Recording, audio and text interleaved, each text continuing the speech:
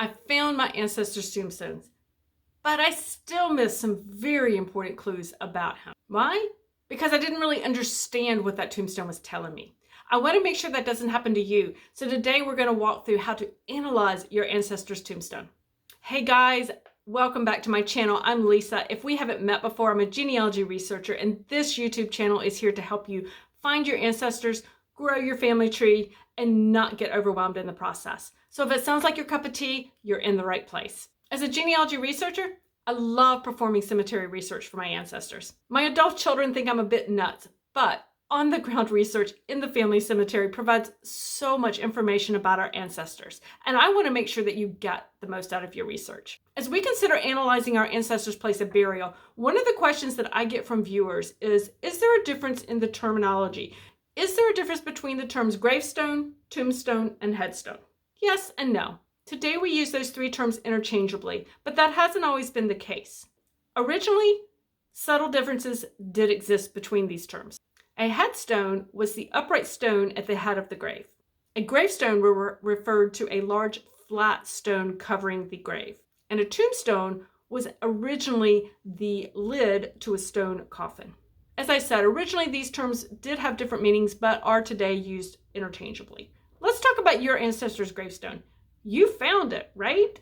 So now it's time to roll up your sleeves and really get down to the nitty-gritty and determine what that stone is telling. First up, read and document that tombstone, all the words on the tombstone. Gather the name, gather the dates, gather any Bible verse that you might find on that tombstone, any quotes, anything that's written on the tombstone. Make sure that you are transcribing it and documenting it.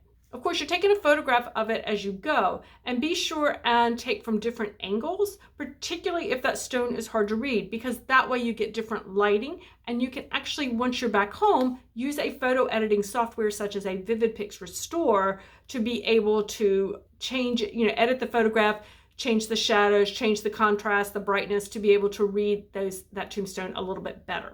Now, I've said this before in other videos, but it's so crucial. Make sure you walk around and look at all sides of that tombstone, because sometimes you can find information engraved on the back side of a tombstone. Another reason to check that back side of that tombstone is that sometimes you can find husband and wives on opposite sides of the tombstone. Here's an example of the benefit of checking all sides of a tombstone.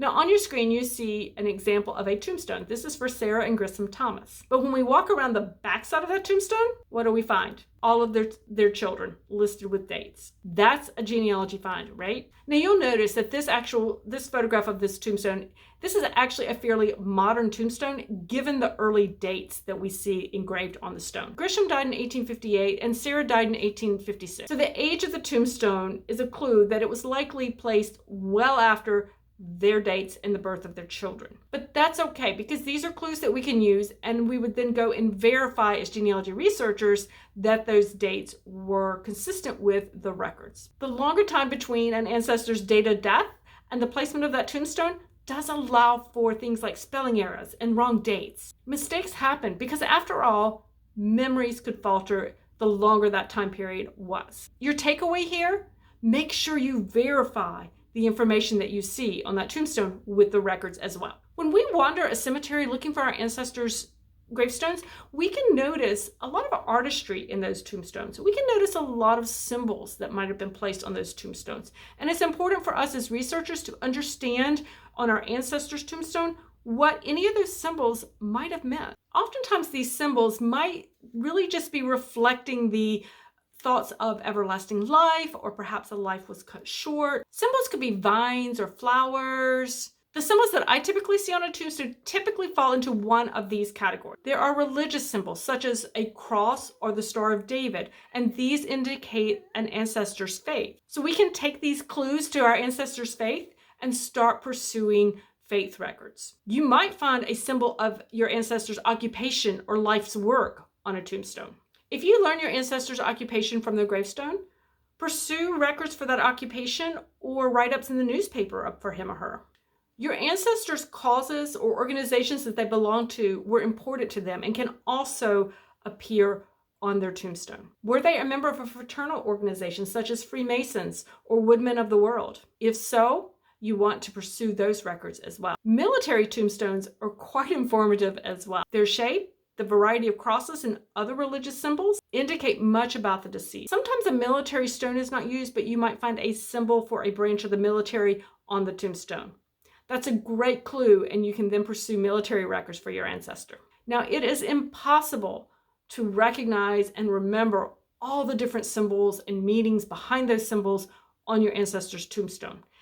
So that's why I actually have a fabulous resource that I use. Stories in Stone by Douglas Keister is the resource on cemetery symbolism that I always take with me when I do cemetery research. I keep it in my backpack, and I will put a link to it in the description below.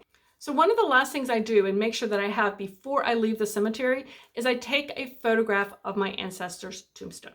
I actually take multiple photographs. And again, I mentioned it earlier because I want different lighting particularly on it, but I want to make sure it's readable. I take a photograph of the stone as a whole, and then I start taking close-ups of any wording or any engraving that I actually find, whether it's the symbol, whether it's the words, whether it's a Bible verse or a quote. I take really close-up photographs of those so that I can see those and get a good sense of what that is.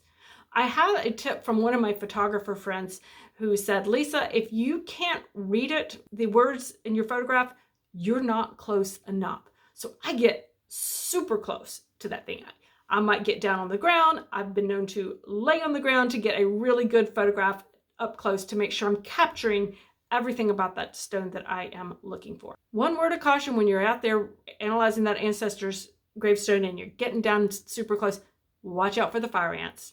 I'm just saying. If you want to learn more about researching your ancestors in the cemetery, watch this next video on the screen, 7 Steps to Genealogy Research in the Cemetery, to make sure you get the most out of your cemetery research.